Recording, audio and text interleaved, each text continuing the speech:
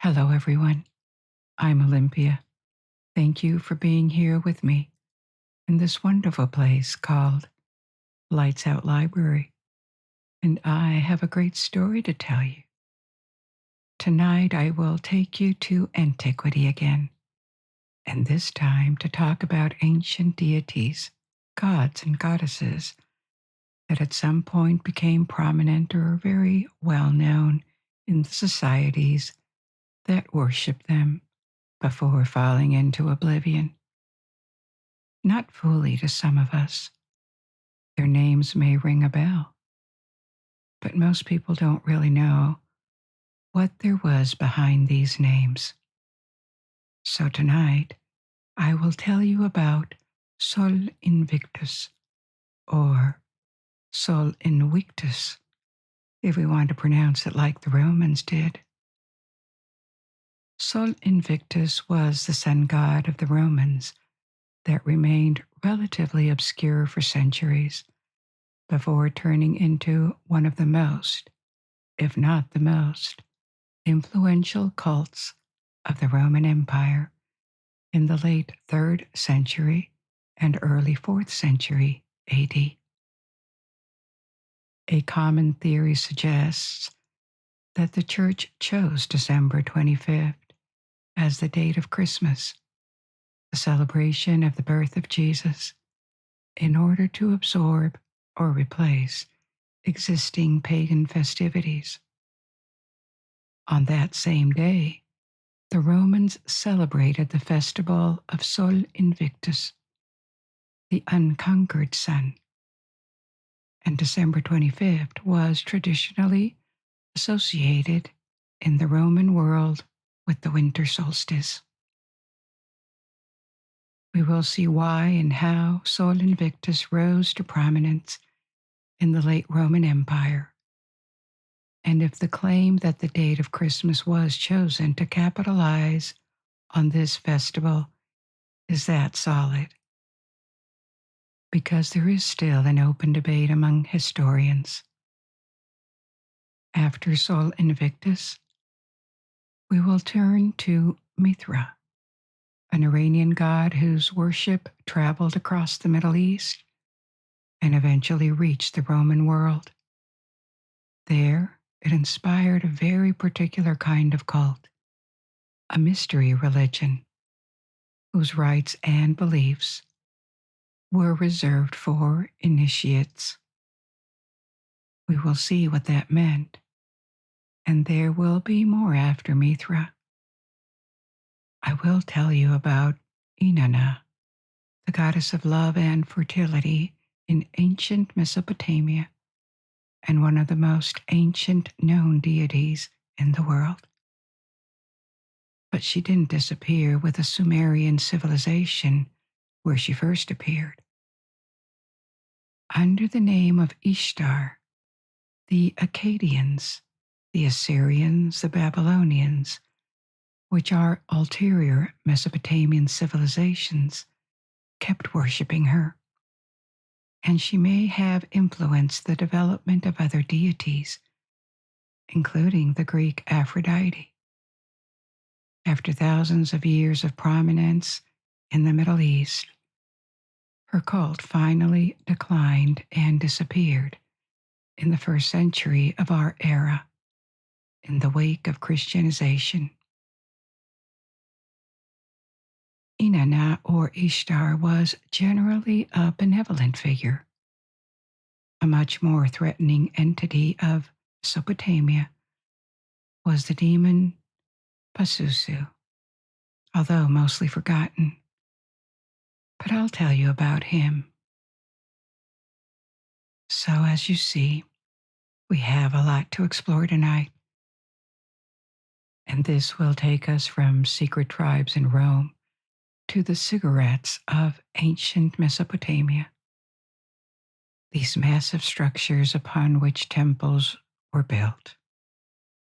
But first, I would like to let you know that we have a Patreon page for those of you who wish to and can support this project, get more of it, and listen ad-free on your favorite podcast app. Patreon is a platform that allows you to contribute directly to our work financially. Our least expensive tier is $3.50 per month, but it doesn't mean you will get less.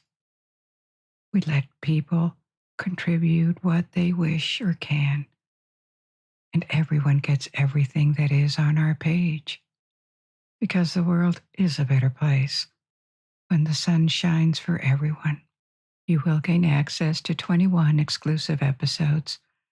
We add a new one every month, and you can listen and download all the episodes with and without background sounds.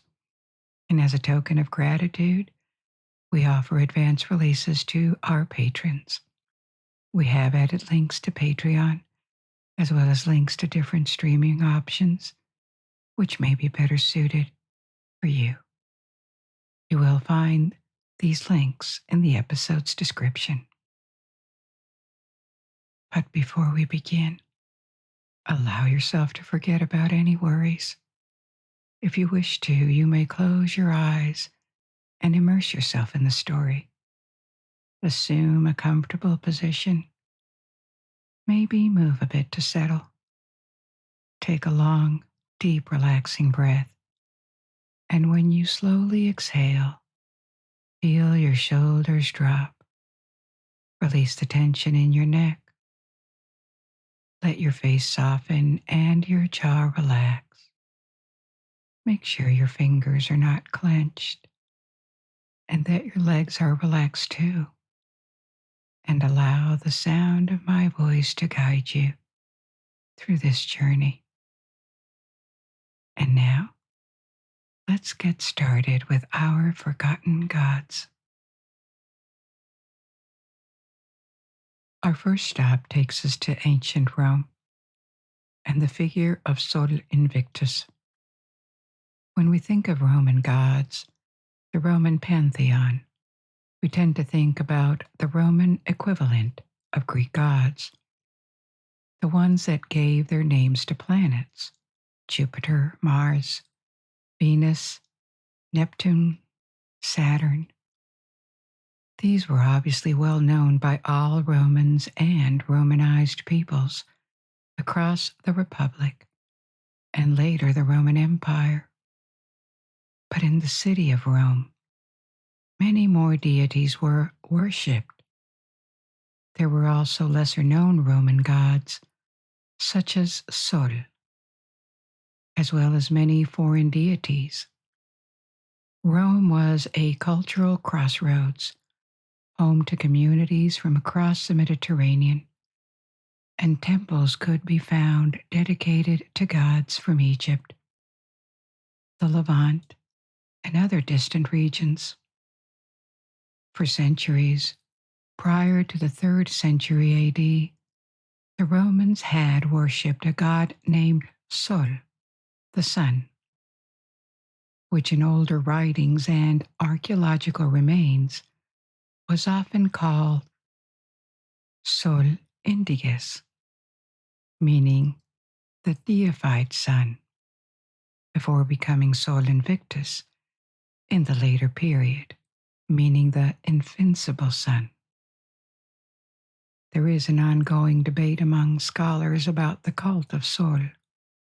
For a long time, the prevailing view among historians and archaeologists was that the Romans had successively worshipped 2 different gods bearing the name Sol.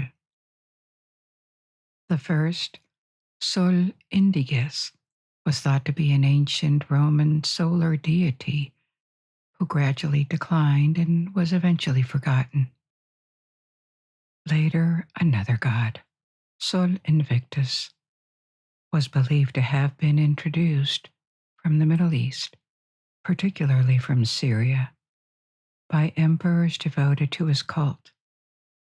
According to this interpretation, this eventually foreign Sol Invictus arrived in Rome and for a few decades was elevated to one of the most important divine figures of the Roman world. But in the past 30 years, This view has been challenged with strong arguments, and a second school of historians now thinks it was the same God all along, because they are not very different, and Sol Invictus is only loosely connected to Syria. They also argue that the difference in names, Indiges or Invictus, is not really relevant, because other deities had the term Invictus added to their names. There are records of Apollo Invictus, Jupiter Invictus, for example, and even several emperors had this term Invictus added right after their names. So the fact that Sol was referred to as Sol Invictus in the 3rd century could just be a new way of naming him, a new custom, rather than a different god. To make things just a bit more complicated, the iconography of Sol Invictus was also often misleading. The sun god was often represented as a beardless man with a crown of spikes looking like sun rays, and often driving a chariot with 4 horses, which is an obvious reference to the sun crossing the sky each day, and in that it was close to its Greek equivalent, Helios. But this depiction of the sun god also became a symbol for the sun itself, without any religious connotation. That's why in Christian tombs of the 3rd and 4th centuries, or in ancient synagogues, portraits that look a lot like depictions of Sol Invictus were discovered. But that would be odd. Why would Christians or Jews depict a god that was pagan to them? The solution to this mystery is that it was not the god they represented, but just a symbol of the sun, the man driving a chariot with 4 horses. So all depictions of Sol Invictus are not necessarily religious. His image had come to symbolize the sun to almost everyone in the Roman Empire, and this makes it harder to understand the relevance, the importance of this cult to the Romans. These debates about the origins of Sol and the evolution of the cult are not necessarily closed yet, but we can leave them aside and look at the rise of Sol Invictus in the 3rd century to understand why it happened and how relevant it was. What made the cult of a god important, prominent, was a combination of things. Popular devotion was important. Patronage from rich and powerful people, too. And also how important, central, a cult became in political and social life. As we have seen in various past stories about ancient Rome, the Romans were not necessarily big on mysticism or spirituality. These things existed, certainly, but what dominated religious life in Rome, what was really visible, was the political and social significance of religion. Respecting cults, making offerings, participating in celebrations, in ceremonies and festivals, was a way of showing that you belonged to Roman society. It was almost a civic duty, and actually believing in every single god was secondary, as long as you respected social conventions. And this aspect of traditional Roman religion, the way it was intertwined with social life, is one of the many reasons why religious minorities could sometimes be rejected and persecuted when they refused to play along. They were not rejected because their beliefs were considered false or bad. The Romans tolerated other gods, and they let foreigners worship whatever deity they wanted. They were rejected because they did not comply with the Roman rules of civility. The Jews, and even worse later, the Christians, refused to play along and pay respects to Jupiter or Apollo. In their views, doing so would have been worshiping idols, which their scriptures explicitly forbid. So they condemned these traditional Roman gods as fake idols, and by doing so, they placed themselves out of society in the eyes of the Romans.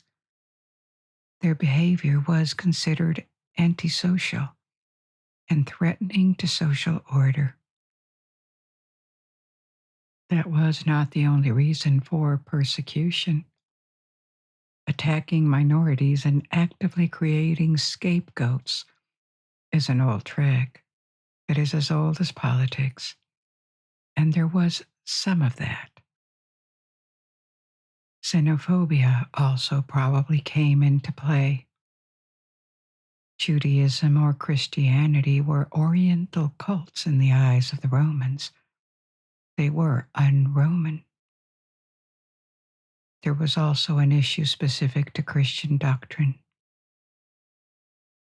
Its strong criticism of wealth and its frequent warnings against the dangers of riches. We should be cautious with comparisons, but for a part, the Roman elite reacted to it like some of the bourgeois of the 19th century reacted to the rise of socialist ideas and Marxism. These were seen as mortal threats to social and economic order, threats that needed to be eliminated as soon as possible. For all these reasons, the first Christians could appear deeply unsettling and even threatening to many people in Roman society at the time. This helps explain why persecution sometimes occurred.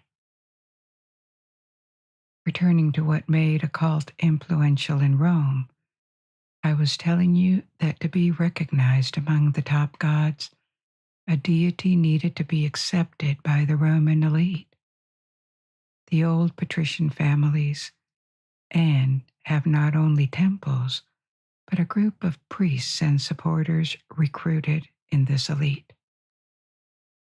This is what the cult of Sol Invictus achieved in the late 3rd century. After centuries of being a second-tier deity, and why this sudden change of status? Thanks primarily to a progressive gain in popularity and devotion in the army, and later, the patronage of emperors. It began in the army, which was more solicited than ever in the 3rd century AD. The peak of the Roman Empire was the 2nd century, a period of internal stability, of expansion and prosperity, during which several consecutive emperors ruled successfully. But this golden age of ancient Rome came to an end in the 3rd century, which was a period of civil wars, of increased pressure on the frontiers, and of realization that the empire was too vast and too complex to be administered centrally only from Rome. Eventually, it would be reunified by force, and new ways of organizing the administration would be found. It was not the end for ancient Rome yet, but the empire never fully recovered from the destruction of this 3rd century crisis. Especially the western part of the empire where a lot of infrastructure was destroyed or damaged and would never be repaired. So in this period, the Roman legions and regular troops were fighting almost continuously against foreigners on the frontiers, and even more against other Roman factions. It wasn't new in Roman history, but more than ever, controlling the military was the key to political power. Actual or aspiring emperors could not afford to lose support from their armies, because if they did, their days would be quickly numbered.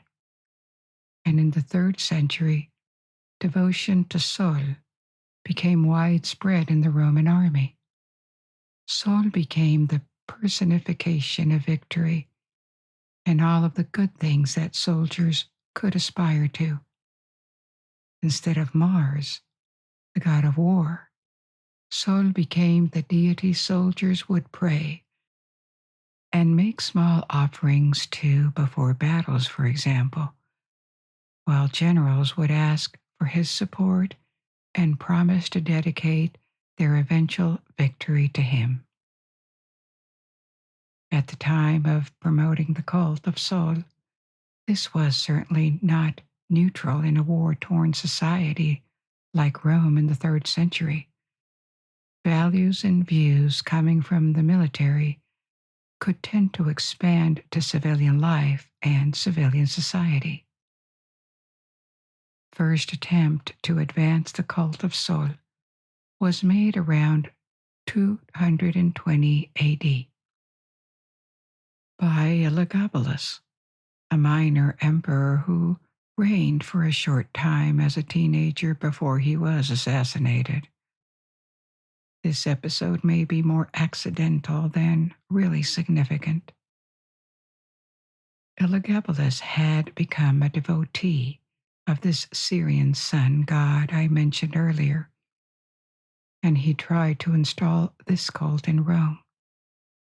This is one of the reasons for this old theory that Sol Invictus actually came from Syria and was not originally a Roman god. But in any case, it didn't work. The cult of Sol Invictus, promoted by Elagabalus, was not adopted by the population in Rome at the time. It was seen as an offense to traditional Roman gods because it was a foreign deity. And the emperor was assassinated after 4 years of reign. So this first attempt ended in failure. It truly began to take hold about 50 years later, in 274 AD, under an emperor of a very different caliber, Aurelian. Aurelian is a major figure of Roman history in the 3rd century because he did more than any other leader to get the Roman Empire out of its near collapse situation. He came from humble origins and rose to the ranks of the army before eventually becoming emperor. And as emperor, he won an incredible series of victories against barbarian peoples, the Alemanni, the Goths, the Vandals, the Sarmatians, and more. And he reunified the empire by force, which had become the only way possible at the time. He remained emperor only for 5 years, but his legacy was major. Coming from the army, having also promised Sol that he would promote his cult if he obtained a victory over his enemies, which he did, it is not completely surprising that Aurelian had this particular devotion to Sol Invictus. And so in 274, he made the figure of Sol the chief god of the empire. And this time it worked. It was no longer the whim of a teenager like illegabilis, but rather the will of the emperor of the century. In a sense, the Roman elite accepted this, and the cult of Sol Invictus became a feature of Rome and other major Roman cities.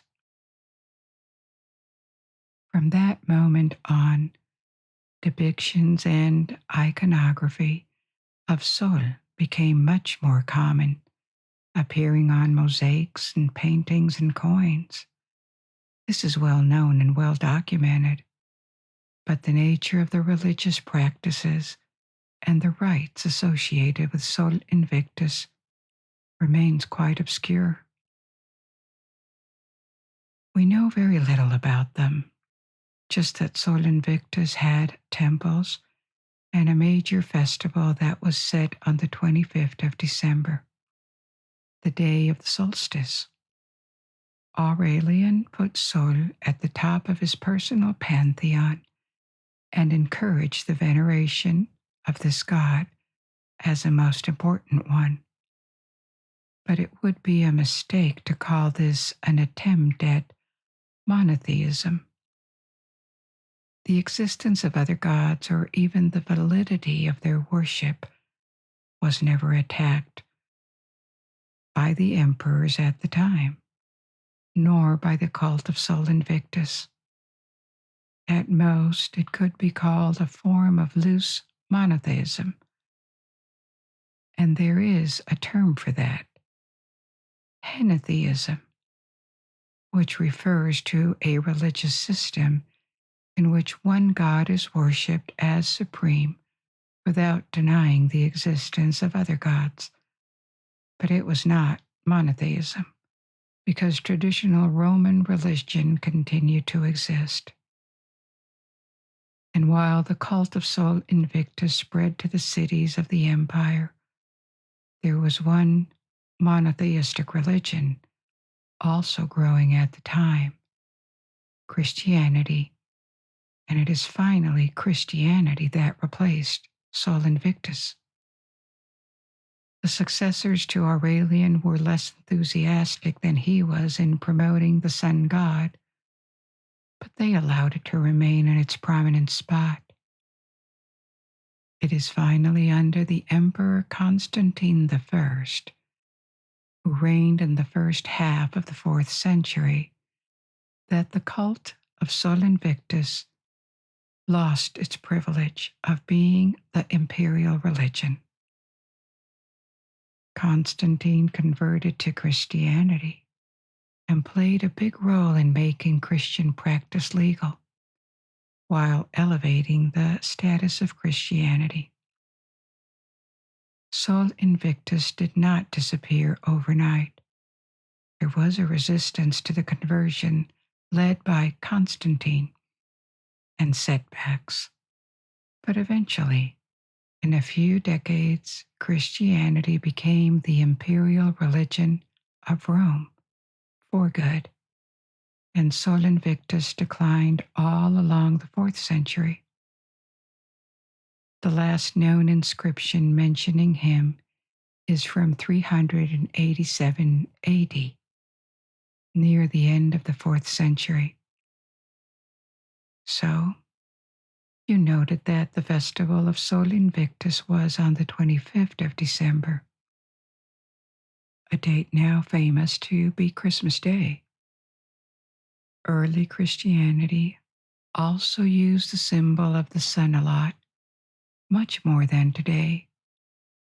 And sometimes Jesus Christ was associated with the sun in images or in writings. The early church sometimes called Jesus Sol Justitiae, Son of the Righteousness. Hence the theory that when a day was chosen to celebrate the birthday of Jesus Christ, it was said on the 25th of December, to capitalize on the existing tradition of the Sol Invictus festival, which itself had been set on the day where the Romans placed the winter solstice. In reality, the astronomical solstice is not necessarily on the 25th.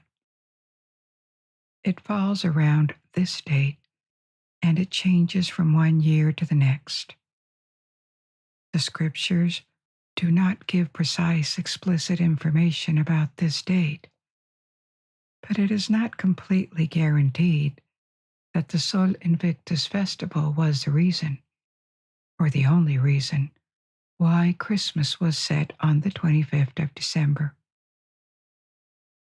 Another theory suggests that the date of Christmas was set 9 months after March 25th, a day that had previously been chosen as the date of Christ's conception, the Annunciation.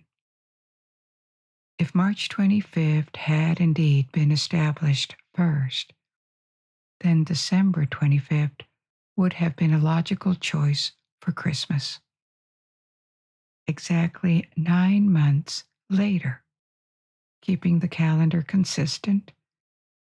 In any case, maintaining an existing festival while giving it a new meaning may have helped the spread and acceptance of the new religion across the Roman Empire. A second figure tonight is a god that traveled and morphed in surprising ways from ancient Persia to Rome. Mithra. Originally, Mithra was a god that the Persians venerated as part of their state religion, Zoroastrianism.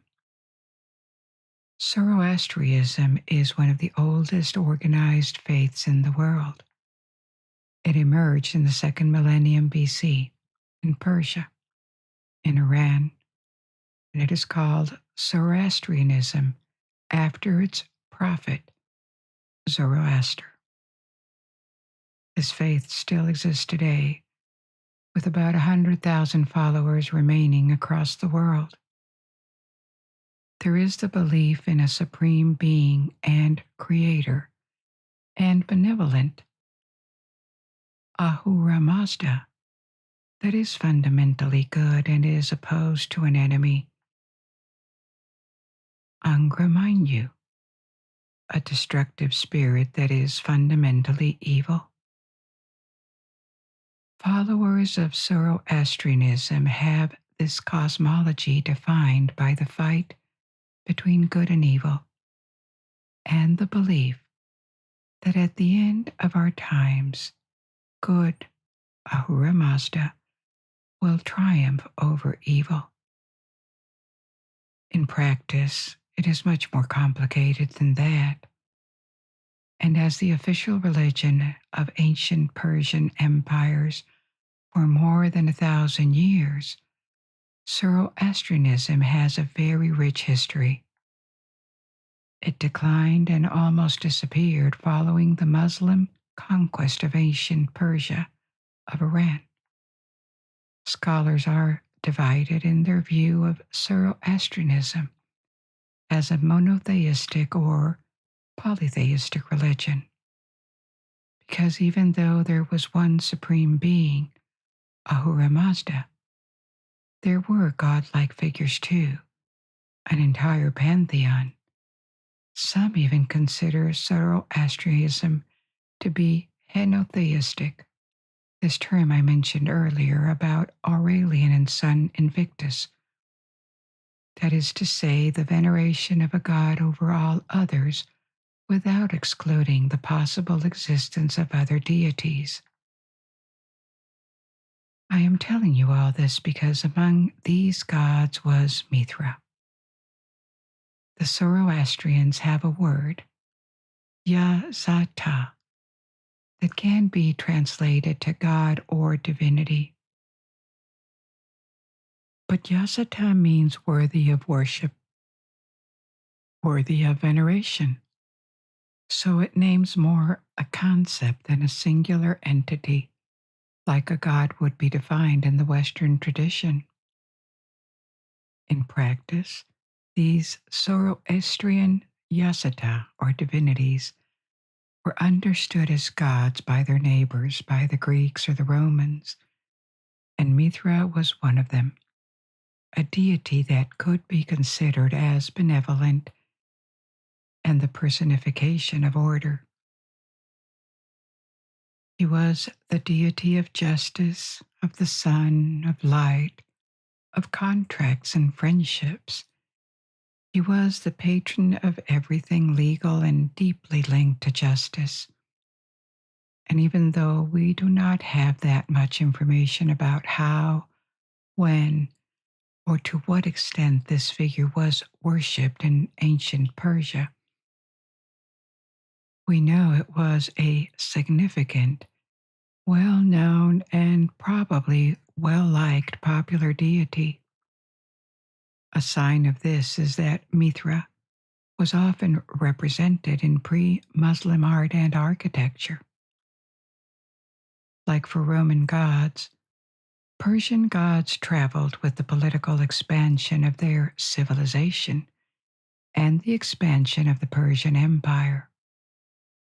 By the middle of the first millennium BC, the Persians, the Achaemenid Empire, named after its ruling dynasty, became the largest and most populated the world had ever seen, occupying almost the entire Middle East, from India to Turkey and Egypt, threatening Greece. It is this threat that the Greeks united to fight, and this empire that ultimately Alexander the Great defeated and conquered. So, with the expansion of the Achaemenid Empire, the cult of Mithra had spread well beyond Iran, the Iranian plateau where it had originated. Few Zoroastrian divinities really became popular out of Persia, but Mithra did, in Anatolia, in particular in modern Turkey, where it was present during the Hellenistic period. Hellenistic is the name given to the period after the conquest of Alexander, when the Middle East was strongly influenced politically and culturally by Greece, and sometimes vice versa. The cult of Mithra also formed roots among Greek populations from the Greek world. Mithra continued to travel and passed to the Roman world when Rome was expanding fast to the eastern Mediterranean in the 1st century BC and AD. The encounter between this originally Iranian deity and Roman society produced a new phenomenon, the development of Mithraism, the cult of Mithra in Rome and in many parts of the Roman Empire. In this context, Mithra was renamed Mithras with an S. But the figure worshipped in this cult had very little, almost nothing to do with the original Iranian Mithra. Mithraism was a mystery religion centered on Mithras. But why a mystery religion? What does it mean? A mystery religion was a religious practice or a religious school of the Greco-Roman world that was secret and secretive. Only initiates could participate in this. If you think of large religions, their doctrines and their set of practices may be hard to understand or seem obscure to outsiders, but they are not hidden. They have scriptures that you are even invited to read. They have reference texts, doctrines. Most of the time, their ceremonies are public and you are also invited to join. Actually, they would be happy to see you convert, embrace the same faith. And they have ministers, representatives, figures of authority who are also public and accessible. A mystery religion is the opposite of this. It forms a secret society that may try to recruit, but always very discreetly. The beliefs and rituals are not made public, and you need to be initiated as a member to start after discovering what it's all about. And oftentimes in the ancient world, your initiation was just the beginning of a journey. There would have been various degrees, various grades of initiation, that each would give faithful access to new revelations and a higher status within the group. If this sounds a lot like a religious cult, a sect, this is no coincidence. This is exactly what a mystery religion was. There is no reason to believe that they preyed on their members like so many modern sects do. But there were religious sects in antiquity. These secret religions were rather popular in Greece or in the Roman Empire and across different social classes, especially in cities and in the military. There was probably something appealing in the mystery itself. These cults were exotic, so it made people dream and fantasize. And as an initiate, it gave you a sense of worth, if not of superiority. It came with friends and acquaintances that could be useful outside to conduct business, for example. So we have many signs that this type of mystery religion prospered. And in the Roman world, Mithraism became a little phenomenon, not a massive thing. The cult of Mithras never went mainstream. It was only small groups forming circles, but it became quite widespread from Roman Britain to Spain to the Middle East, and obviously the city of Rome itself. Across these parts of the Roman Empire, groups practiced this secretive cult. The Mithras they worshipped had very little to do with the original Iranian Mithra. Modern historians generally agree that, at most, Mithras reflected the perception that the Romans had of the Persian Mithra, because they knew this god was from Persia, and that was probably part of the appeal. It was foreign, exotic, but instead of expanding the Zoroastrian cult into the Roman world, the Roman believers completely reinvented this deity.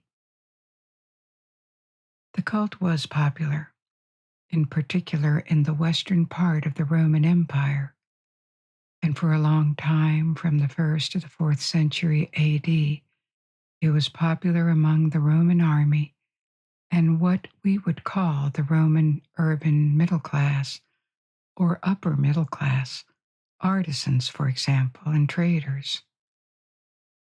What we know about Mithraism has largely been inferred from the study of its iconography and from the secret places where its followers gathered, often in underground temples.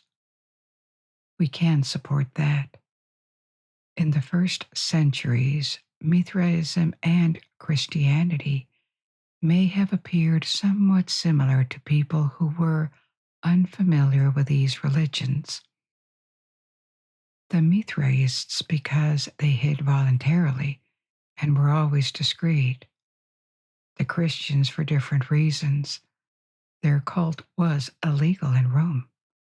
They were persecuted, and so they needed to hide. Mithraism was heavy on symbols, astrology, that for the Romans was also associated with the Orient. They saw it as a Babylonian practice, and the average Roman did not necessarily distinguish clearly the Babylonians from the Persians. Newcomers to the cult probably entered at the first grade of initiation called Korax, which meant raven or crow. And from there, by submitting themselves to years of learning and tests, by spending their time with their fellow believers and participating in rituals of an unknown kind, they could rise. The second grade was called Nymphus, meaning bridegroom. The third, Milas, soldiers, all the way up to the seventh grade, Pater, father. It is unclear whether all members went through this ladder of grades, or if it was just for priests. And we also ignore the exact rituals that they performed in their secret temples. More than 400 sites of Mithraic cult have been studied, and from them it seems the groups were small and not necessarily connected between them. This cult was very decentralized, and probably only men were accepted into these chapters of the cult, because the lists of members that were found engraved on the walls are all males. It also seems a major aspect of the rituals was participating in feasts, in banquets, in these hidden temples that are called Mithraea, a Mithraeum in the singular. Large quantities of food remains and eating utensils have almost invariably been discovered, suggesting that these banquets were celebrations in honors of the god. Associated to Mithra, the sun god Sol was also frequently depicted in Mithra, and a whole mythology and doctrine probably existed, but it got mostly lost. A figure that comes back systematically in the decoration of the Mithraea is the god Mithras slaying a bull. The meaning of this scene is unknown. Was it a way of symbolically defeating evil, or a reference to the creation of the world, or something entirely different? And the other engravings or statues that often come back show Mithras and Sol eating together. It is believed that the practice of banqueting in temples had something to do with this. There were also images of Mithra being born from a rock, and a mysterious figure of a man with a lion head that is not Mithra or Sol. Actually, 2,000 years later, the real content of Mithraism, its doctrine, its beliefs, even the nature of its rites, all of this remains very mysterious. In the 4th century AD, Mithraism became the target of persecution as the Roman Empire underwent Christianization, and Christian emperors increasingly refused to tolerate other religions. So, as all the remnants of the old religious order, Mithraism was attacked, and it became illegal. Maybe its secrecy helped it last longer than other cults, but it declined, and by the 5th century it became extinct. At least no further archaeological remains indicating that the cult went on could ever be found. Here again, the historiography evolved. At some point, it was believed that Mithraism could have been almost a competitor to Christianity due to the same secretive nature of their practices, even though the Christians went into hiding not by choice, but to protect themselves. They never searched for secrecy for itself, and quite the opposite. They wished to convert as many people as possible. Modern historians are much less convinced by this theory because Mithraism was widespread, but far less popular. It never involved more than a few thousand, or at most tens of thousands of Romans at any given time. Christianity started small, but by the 3rd and 4th centuries, it had grown dramatically and organically to the point of becoming dominant. The Christian doctrine and practice were always much more efficient at gaining followers, so Mithraism was never a threat to Christianity. It was not an alternative that could have possibly changed the course of history because it was just too small. And by the 5th and 6th centuries, the name of Mithras, this ancient god from Persia that had been reimagined by the Romans, had also disappeared from records and from memories. Our next two deities are going to take us to Mesopotamia. First, with Inanna, the goddess also known as Ishtar, the name she got later in Babylon. It is believed that originally Inanna and Ishtar were two separate deities and were not related. Inanna was worshipped 5,000 to 6,000 years ago in Uruk, the ancient Sumerian city.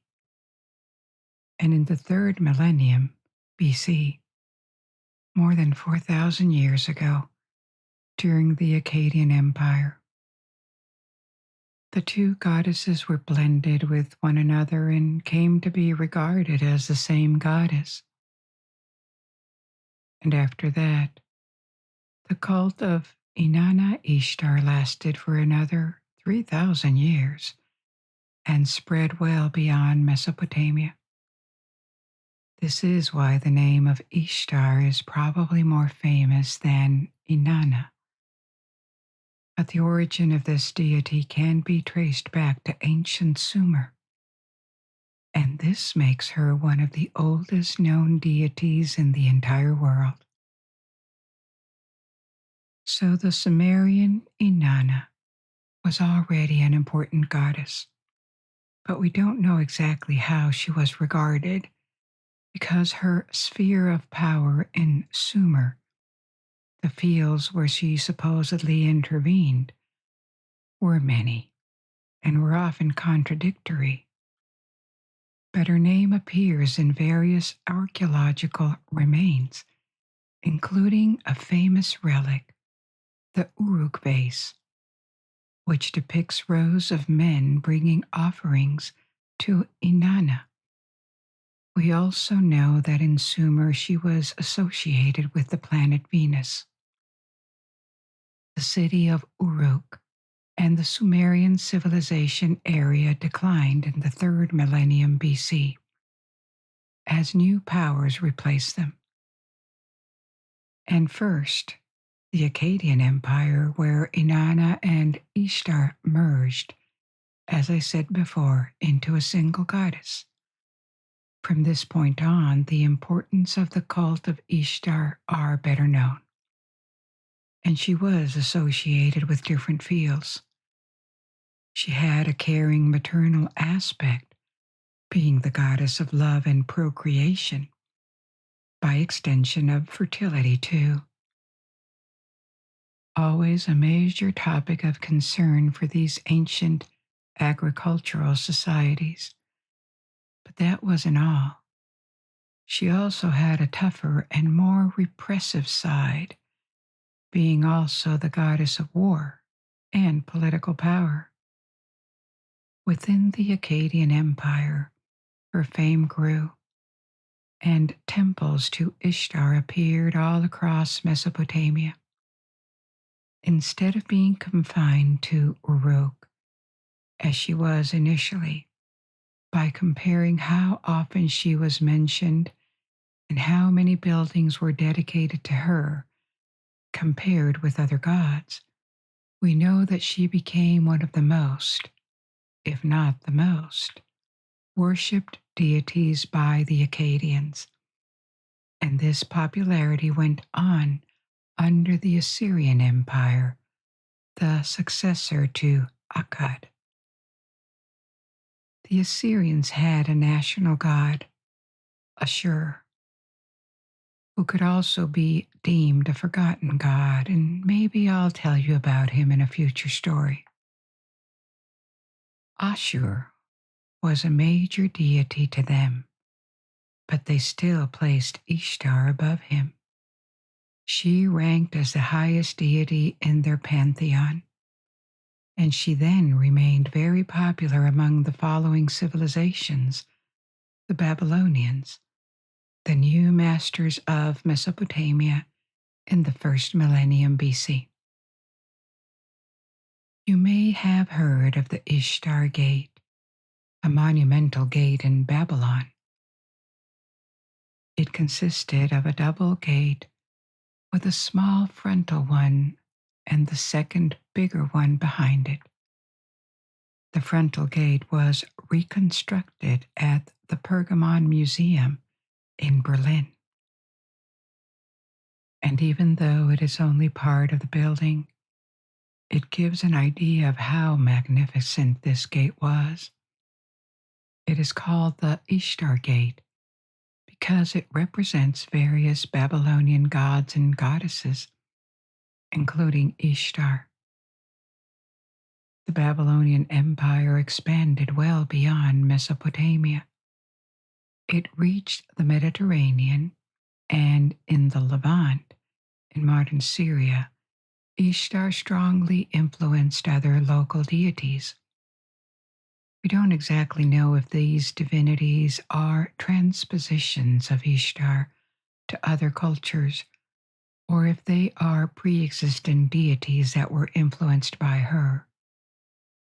These include Astarte, a Phoenician goddess that the Phoenicians, who were sailors and traders, disseminated all across the Mediterranean as far west as Spain. It is believed that directly or via Astarte, Ishtar influenced the Greek goddess Aphrodite, Venus in Roman tradition, the goddess of love, seduction, and sensuality. As a great power, Babylon reached its peak by the middle of the first millennium BC. After that, the civilizations of Mesopotamia gradually lost their independence, and the Persians, their neighbors to the east, became the new masters of the Middle East. But the Persians did not try to impose their religion, and Ishtar remained one of the most popular and influential cults in the region. This went on after the conquest of the Persian Empire by Alexander the Great, and when Greek-dominated kingdoms in the Near East were replaced by Rome, transformed into Roman provinces, the cult of Ishtar kept prospering. It really began to decline in the 1st or 2nd centuries AD. It was victim of the spreading of Christianity in particular. But the decline was very slow and gradual. It was only in the 5th or 6th centuries that the cult of Ishtar fully disappeared. Slightly after or at the same time as the last ancient Egyptian temples closed, and many other deities from Phoenicia, Greece, or Rome were also abandoned by their last followers at the time. Ishtar had been worshipped for about 4,000 years, though, and this may have made her the longest lasting, continuous cult of a deity in human history. Besides the religious aspect, Ishtar ended up as a major figure in Mesopotamian myths and stories. She intervened in the story of Gilgamesh, a story I told you already. In the Epic of Gilgamesh, at least in the version that we know of this story, she is not benevolent at all. In this version, she unleashes the bull of heaven, a terrifying monster, because she is angered by Gilgamesh's refusal to become her consort, and her actions result in the death of Enkidu, Gilgamesh's best friend. But this is just one story, and there are many more involving Ishtar. In a famous myth centered on her, she descended to the underworld, a dark cavern located deep below the ground. The master of the underworld, its queen, was her older sister, Ereshkigal, a goddess of death. But when she reached the throne room of her sister in the underworld, Ishtar was judged and found guilty by the judges of the underworld, a group of gods called the Anunnaki, and they struck her dead, meaning that she was now prisoner of the underworld, and she owed her life to the god Enki, the creator and one of the Anunnaki, who sent her back to the surface, to the world of the living. Contrary to what her role in the Epic of Gilgamesh suggests, Ishtar was generally a positive, benevolent being, but the Mesopotamians also had more ambivalent creatures in their pantheon, and one of them was Pazuzu, the demon. Pazuzu acquired a little fame in the West 50 years ago because it was supposed to be the demon in The Exorcist, which was a novel in 1971 before becoming a movie in 1973. Obviously, this Pazuzu of The Exorcist has nothing to do with a Mesopotamian deity. Pazuzu was a demon to the Mesopotamians, an evil spirit, but one that could also be useful. Historically, we have no portrait of this entity before the first millennium BC, that is to say, more than 3,000 years after the appearance of Inanna in Sumer. And we don't really know when Pazuzu first appeared, but it was probably one of the last Mesopotamian deities to do so. In the Mesopotamian pantheon, there were several demons called Lilu, an Akkadian word for spirit or demon. So several demons that personified the winds, and their king was Pazuzu, who was also the master of the southwestern wind. But Pazuzu had two main aspects. As a wind demon, he was believed to be wild and cruel, really an evil, chaotic figure that went against culture, civilization, and humanity in general. But he was also a domestic demon, a creature that could be invoked and used to protect homes by turning his threatening aspect and his violence against unwanted spirits, against other demons that would supposedly fear him. And it is in this second dimension, as a domestic spirit, that his statues and figurines multiplied. An image that you may have seen already.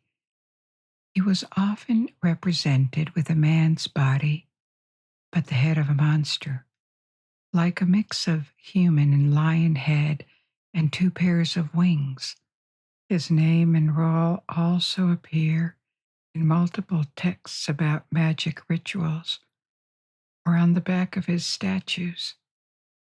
These large or small statues would typically be placed in homes to protect them from external threats, from bad luck and all sorts of misfortune.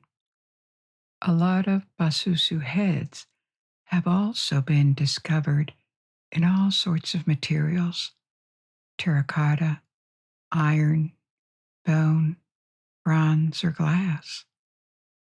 These small heads could also be worn as brooches or necklaces. It seems pregnant women would often wear their little Pazuzu head as a necklace to protect the baby from evil forces.